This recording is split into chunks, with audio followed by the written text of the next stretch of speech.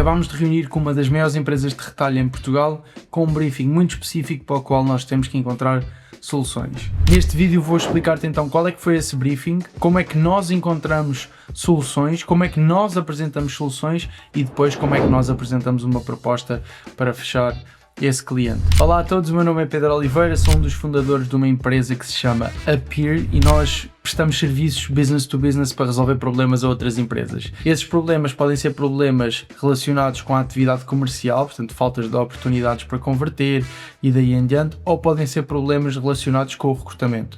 Nós resolvemos estas duas vertentes em duas áreas de negócio diferentes, sempre através do mesmo veículo: marketing, psicologia humana e metodologias comerciais. Nós acreditamos que muitos dos problemas no mundo dos negócios podem ser resolvidos com posicionamento, com framing e com uma perspectiva diferente e, portanto, usamos isso para resolver os problemas que outras empresas têm. Apesar de não podermos revelar quem é que é esta grande empresa de retalho que nos passou este briefing, posso dizer-vos especificamente qual é que é o briefing e vou-vos levar comigo na viagem de encontrar realmente quais é que são os problemas e porque é que eles existem, que soluções podem existir para resolver os desafios que eles nos passaram no briefing e depois, obviamente, o processo de associar uma proposta a isso. Nós, por norma, trabalhamos mais com pequenas e médias empresas do que com grandes empresas, mas não é a primeira vez que o fazemos, não é a primeira vez que uma grande empresa vem ter connosco, nos passa um briefing, nós montamos uma solução, apresentamos uma proposta e a coisa anda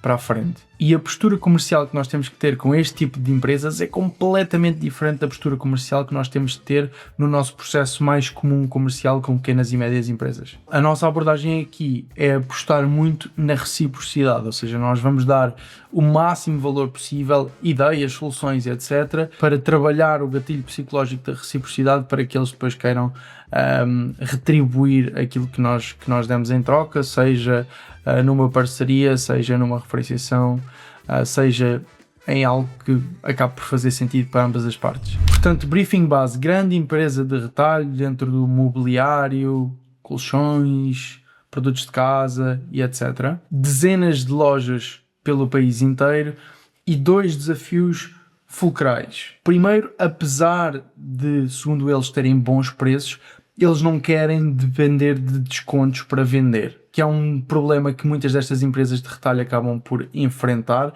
é viver de descontos, não é? É um mercado muito agressivo. Então a ideia seria um bocadinho pegar na lógica de ser uma empresa que tem produção própria, ser portuguesa e usar isso para criar confiança suficiente para que as pessoas comprem porque confiam na marca, não porque está em desconto. Isto não quer dizer, atenção, que eles não mantenham preços competitivos, não tem a ver com isso, tem a ver com construir e solidificar uma outra alavanca de compra que não apenas o desconto. Ok? Portanto, criar uma ligação de confiança. O segundo grande ponto deste briefing é que eles querem trazer mais importância para a experiência na loja física. Portanto, estamos a falar de uma empresa que existe há décadas, transitou nos últimos 10, 15 anos muito bem para o modelo de e-commerce, portanto tem boa parte da faturação que vem daí, mas tem como objetivo estratégico conseguir novamente pôr mais foco na experiência física, levar mais pessoas às lojas. É o que eles querem e está também ligado com esta lógica de estabelecer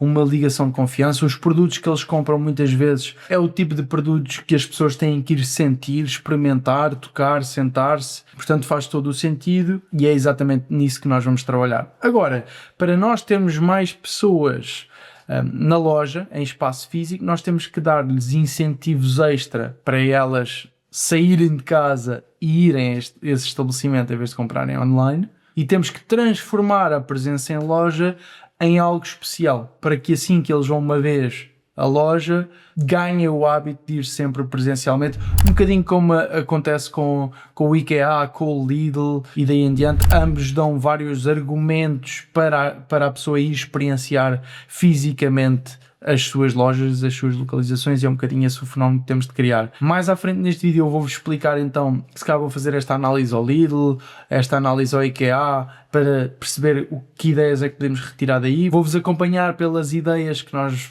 eventualmente vamos ter para trabalhar isto mesmo, só que a primeira coisa que nós temos que fazer antes de ir aí é, nós temos que entender como é que é realmente a experiência física.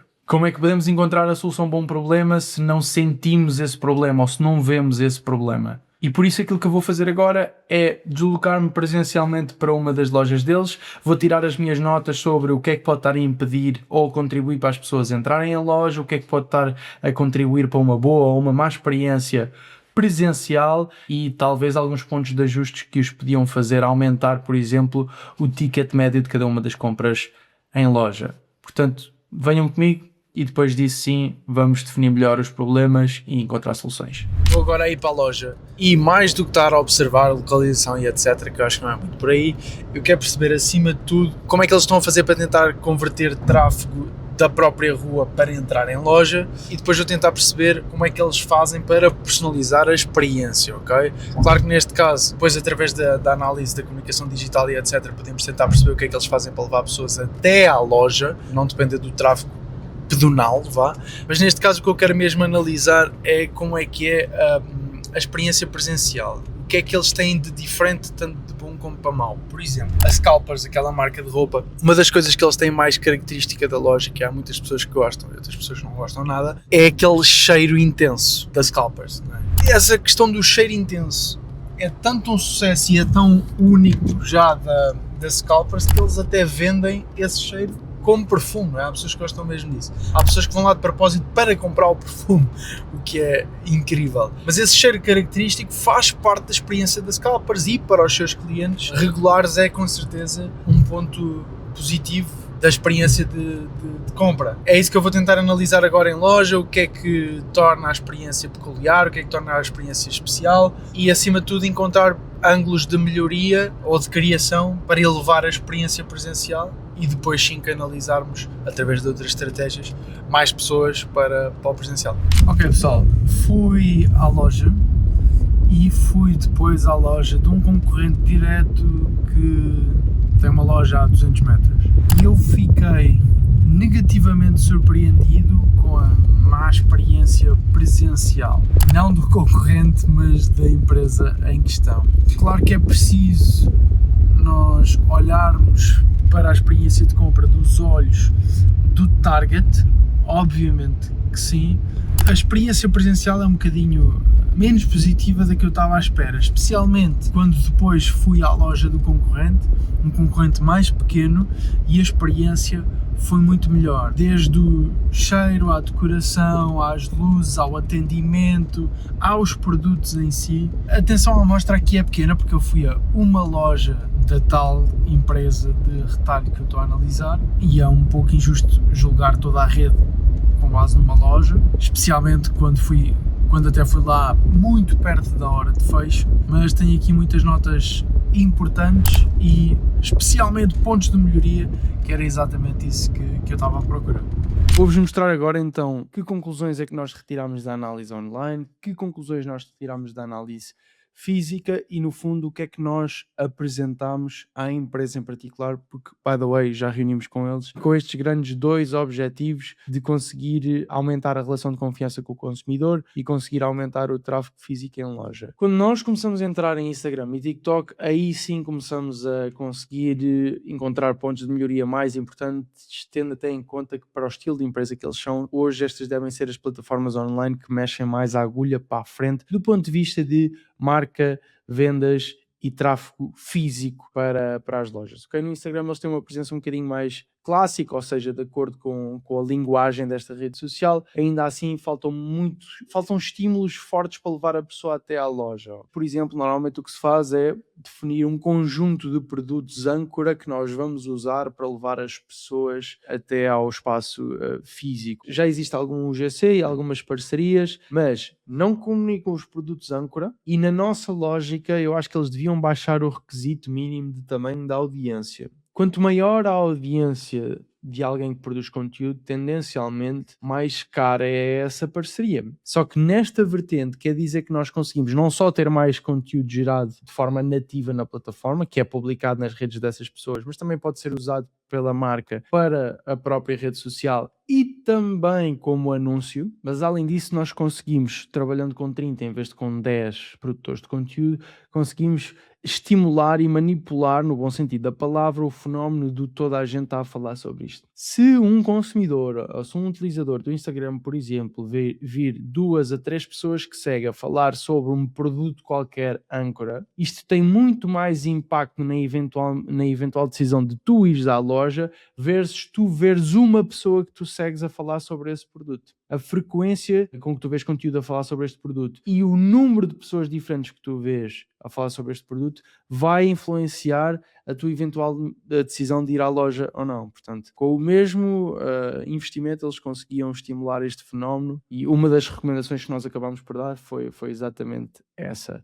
Do ponto de vista de TikTok, claramente é um canal secundário, não tem conteúdo nativo na própria plataforma, não vos vou mostrar obviamente. O vídeo é tipo um vídeo de umas cadeiras com letras assim a aparecer, uma coisa antiga que hoje já não funciona, muito menos num sítio como o TikTok, onde a linguagem não é de todo essa. E se eu não uso caras, se eu não uso pessoas nos vídeos, então lá se vai a relação de confiança que neste caso esta marca, esta empresa quer criar. E eu não gosto desta ideia de fazer alguma coisa só porque sim. E embora eventualmente possa fazer sentido estar nas redes todas e nas plataformas, Facebook, Instagram, TikTok, LinkedIn, Pinterest, YouTube, todas as empresas têm recursos limitados, inclusive as maiores do mundo, têm muito mais recursos do que nós. Num cenário ideal, enquanto marca, nós estamos presentes e ativos em todas as plataformas, mas hoje produzir comunicação para marca com os resultados que qualquer marca procura, não é? Obviamente, não é fácil. Para uma marca de retalho direct to consumer, ou seja, que a empresa vende diretamente ao consumidor,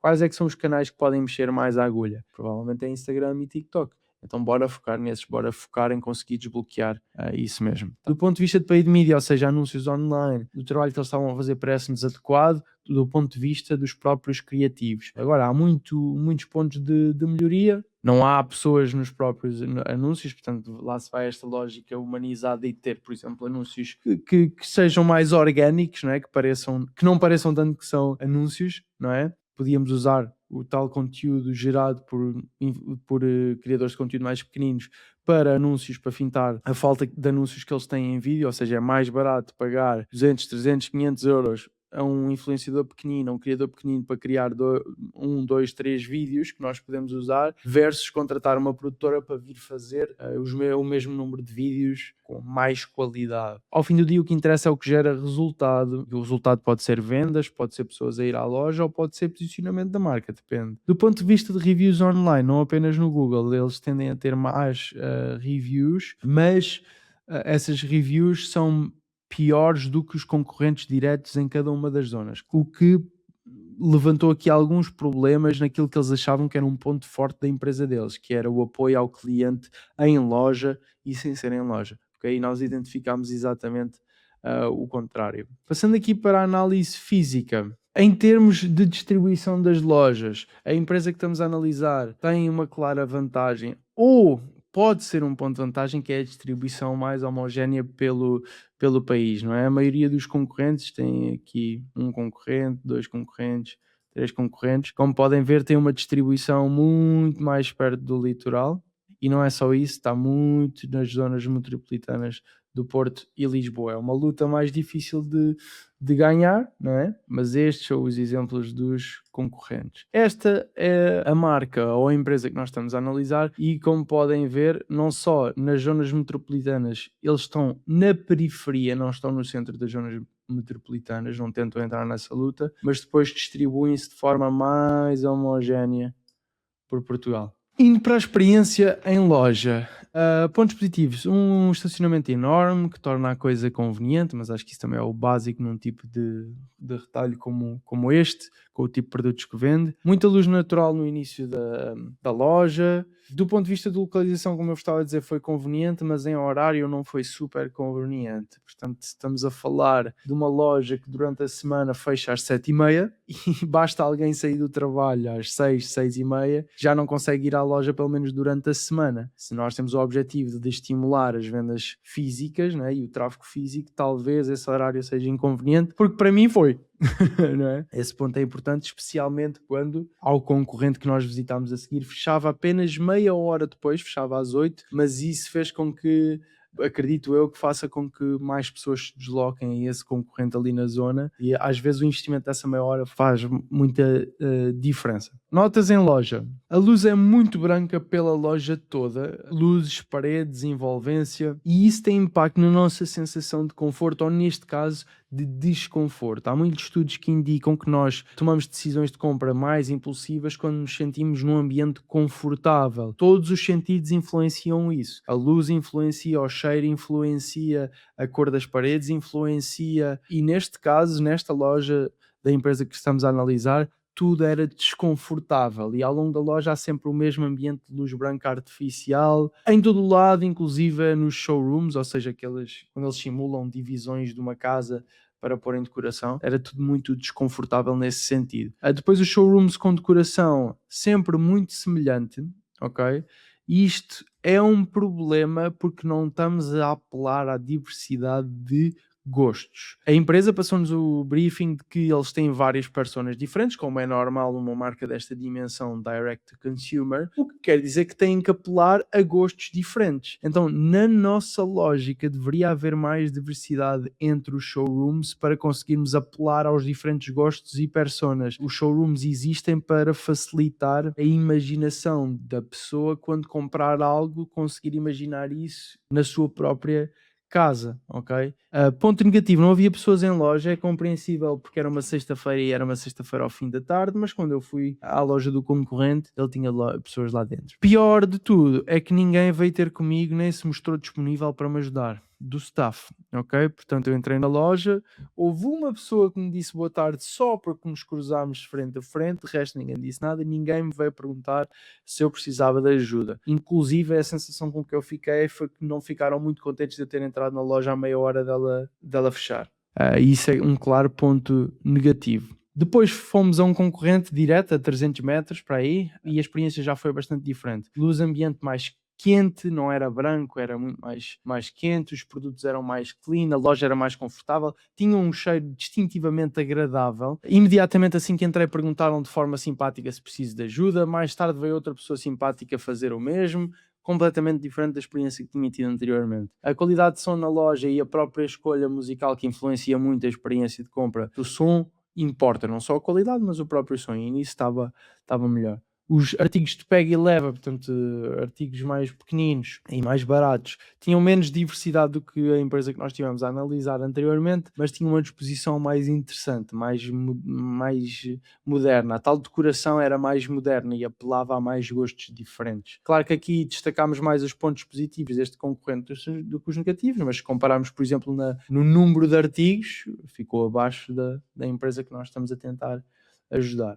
Em suma, nós passámos alguns pontos estratégicos para o lado de lá, não do ponto de vista micro, mas do ponto de vista macro, ou seja, demos algumas ideias com base naquilo que nós identificamos. A ideia foi aguçar-lhes o apetite, mostrar que nós percebemos o problema e que percebemos do que estamos a falar, e isso aconteceu, ok? Correu bem nesse sentido, e foi trazer 3, 4, 5 soluções macro para eles acreditarem naquilo que nós temos para trazer, e agora sim vamos passar para a fase de ir para a estratégia micro e digo já associar uma proposta a isso. Este vídeo começou comigo a explicar que este é o processo que nós optamos por usar quando estamos a falar de big companies, big enterprise companies, ok? Em que nós não encaixamos no mesmo tipo de processo comercial como encaixamos a empresa tipo, o fechamos com previsibilidade no nosso processo comercial, ok? A nossa lógica aqui é dar muito valor para depois criar uma sensação de um estímulo à reciprocidade e eles queiram dar-nos de volta, não é? Simplificando os termos. Pronto, e foi isso que aconteceu, nós fizemos esta reunião toda, correu muito bem, eles gostaram muito do que nós fizemos e a forma como apresentámos e pediram-nos então uma proposta formal para avançarmos. Overall, a estratégia de negócio que eles escolheram para nós é a estratégia certa, ok? Portanto, começar a dar mais foco novamente à loja física, porque o futuro do retalho D2C vai para aí, é também tendo em conta o tipo de produto que eles vendem, é onde eles conseguem estimular mais a frequência, a confiança, o basket size, porque ninguém compra um colchão impulsivamente online, gostam é de se sentar no colchão e perceber se ele é bom, né? E isso acontece no físico, e portanto nesse ponto faz sentido e é o que a indústria no geral está está a fazer. Só que para nós conseguirmos aumentar o tráfego em loja, há alguns esforços-chave que nós temos que fazer. Primeiro, transformar a ida à loja quase numa missão ou num date, não é? O IKEA faz muito isso, quase um plano de fim de semana, porque as pessoas já vão numa de ir à caça, de ir à descoberta. Ora, bora lá ver o que é que há. É toda uma experiência e veem as tais divisões montadas, tiram ideias, imaginam na casa deles, tocam nos materiais e é virtualmente impossível ir ao IKEA e não trazer de lá alguma coisa. Temos de criar e usar produtos âncora para criar tráfego físico e para isso nós temos que usar ou a exclusividade ou o FOMO ou os dois. Com a produção própria da empresa, que eles têm produção própria, ok? Até pode ser mais fácil ter a exclusividade, que é produtos exclusivos que só eles é que têm. E se nós conseguirmos gerar muito interesse sobre esse produto exclusivo, isso é um incentivo extra de ida à loja, porque o produto é giro ou parece porreiro e só há nesta empresa. Esse seria um produto viral próprio, ok? Como o IKEA, por exemplo, faz. Outra lógica seria apelar ao FOMO, ao Fear of Missing Out, ou seja, eu comunico tanto à volta de um produto âncora, que crio muito buzz à volta dele, e fora isso, eu crio o tal fenómeno de estar muita gente a falar sobre este mesmo produto. Quanto mais pessoas eu vejo a falar sobre esse produto, mais Fear of Missing Out eu vou sentir. Isso é o primeiro. E o segundo é pôr um time limit na disponibilidade desse produto. Ou seja, este produto que é incrível e que toda a gente está a falar só vai estar em venda durante 90 dias. E eu não quero ficar de fora. A terceira estratégia macro é nós conseguirmos criar a lógica de treasure hunt, de caça ao tesouro. Há vários exemplos de empresas que fazem bem isto, o Lidl faz bem, o IKEA faz bem, mas, por exemplo, a Target nos Estados Unidos faz muito bem. Eles comunicam muito à volta de produtos exclusivos e únicos e etc., primeiro para ir ao produto âncora e depois aproveitam que já estão ali e vão à procura deixam lá ver os deals, deixam lá ver os produtos exclusivos, as marcas próprias, as coisas que são baratas, que são porreiras, que eu até precisava, e entram nessa caça ao tesouro, porque há sempre novidades frequentes, colaborações com outras empresas, artistas, outras marcas, e a loja física é que tem uma vantagem gigante para criar esta sensação de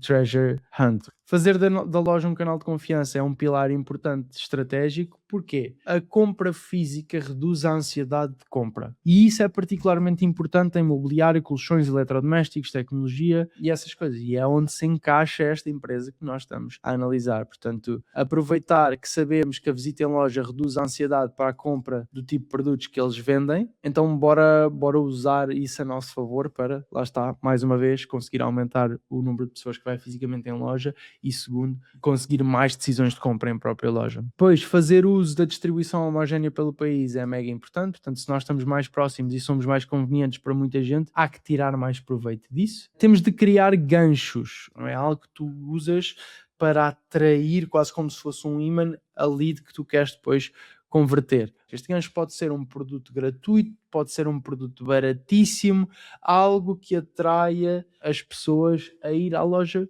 física, ok? O IKEA tem a cena, por exemplo, do café barato com o rolinho de canela, 60 cêntimos, isso já não existe, e isso é um gancho. A Zara em Xangai está a fazer um gancho muito interessante que é, vocês podem ver nesta notícia, uma consultoria gratuita de estilo, ou seja, as pessoas têm que marcar, chegam lá e têm uma consulta gratuita de estilo. Porque é que isto é interessante? Porque esta consulta gratuita provavelmente é quase toda feita por tecnologia, portanto eles não têm que despender tempo de colaboradores a fazer isto. E segundo, fazem essa consultoria gratuita e isso funciona como estímulo para as pessoas irem à loja e depois recomenda, com base no estilo, os produtos que eles têm que comprar a seguir em loja, não é? Aí as pessoas depois compram. Então a lógica era conseguir encontrar uma espécie de gancho que funcionasse para esta empresa também, e nós temos aqui 2 ou 3 ideias. Eu acho que dá para ir muito mais fundo que isso. Por exemplo, a tal máquina do café que falámos há pouco, pode ser gratuito o café. Esse seria um exemplo de gancho. Outro exemplo de gancho seria o sábado de casa inserir nome da empresa. Então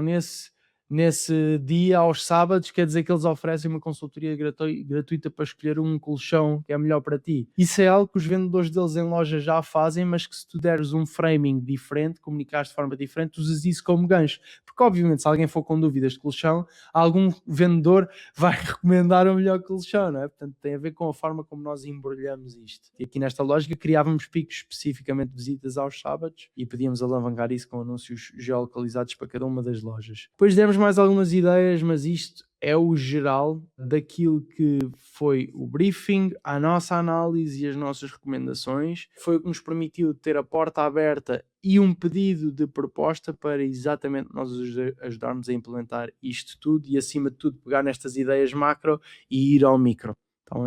Então o que nós vamos fazer agora é apresentar-lhes um plano para fazer isto com eles. Pessoal, para terminar, 2 lições muito importantes. Primeiro, o vosso processo comercial deve estar bem estruturado, mas vocês têm que ter alguma flexibilidade, porque é completamente diferente vocês estarem a lidar com uma empresa que fatura 10 milhões versus uma empresa que fatura 1000 milhões. É completamente diferente e vocês têm que ter essa agilidade. Claro que, provavelmente, a previsibilidade do teu processo comercial vem de empresas mais pequenas, não vem de enterprise companies. E na minha pouca experiência com empresas muito maiores, a melhor abordagem tem sido sempre dar muito valor, mostrar que é valioso estar connosco. Todas as trocas que acabam por ser feitas, sejam vendas de produtos ou serviços, sejam de outra coisa qualquer, são feitas na base da transação para ser justa para as duas pessoas ou para as partes envolvidas, correto? E neste caso, quando nós estamos a falar de uma empresa muito grande, nós temos que mostrar que a troca connosco vai ser mesmo justa,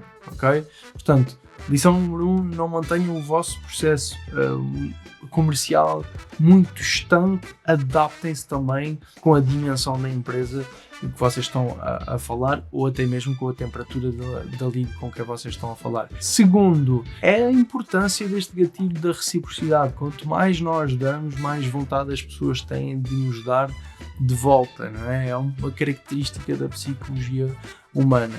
E eu acho que hoje há um receio infundado de estar a dar demasiado valor aos outros. Isso não existe, ok? Porque o valor que nós recebemos em troca é sempre proporcional ou até bem maior. Não tenhas medo de dizer demais nos conteúdos, não tenhas medo de ajudar demasiado outra pessoa. Eu não acredito nesses limites, porque aquilo que eu vivo até hoje é quanto mais eu dou, genuinamente mais eu recebo.